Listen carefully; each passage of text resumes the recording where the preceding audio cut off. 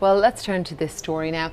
The Indian Prime Minister Narendra Modi, he's calling for calm following days of sectarian violence between Hindus and Muslims that has killed at least 27 people. The unrest has been centred around Muslim-majority neighbourhoods there in the northeast of Delhi, and there are reports that Muslim homes and shops are being deliberately targeted. The BBC's Rajini Vaidyanathan sent us this report. Fear. As tensions remain high in Delhi. The national capital, a battleground. Violent clashes between Hindus and Muslims have rocked the city for days. Entire neighbourhoods ripped apart as mobs roam the streets. The riots have been centred in the northeast of the city, in largely Muslim neighbourhoods. This mosque was set alight. The charred remains lay scattered.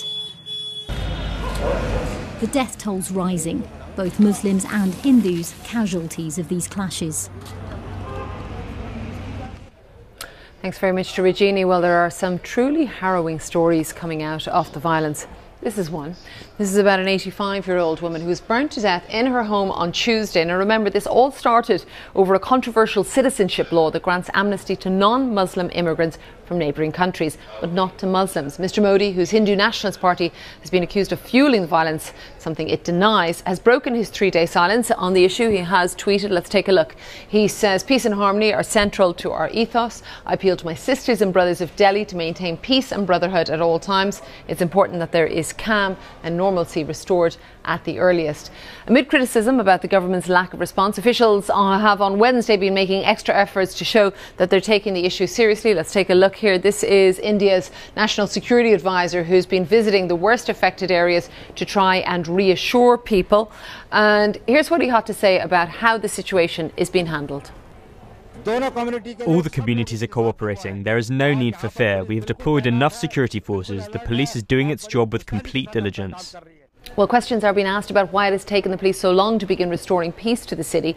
Among them is one journalist who's been describing to the BBC what she faced in one of the neighbourhoods at the centre of the violence. There was absolutely no police in the entire area.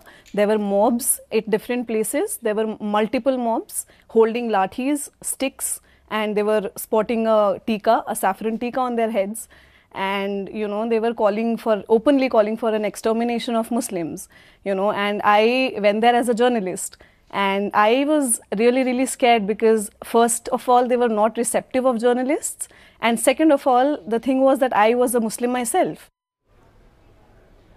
Well, comparisons have been drawn between the violent scenes we've been seeing on Delhi's streets and also the country's worst ever instances of sectarian violence. Let's get more of a sense how Muslims and Hindus are feeling. Here's the BBC's Yogita Lamai.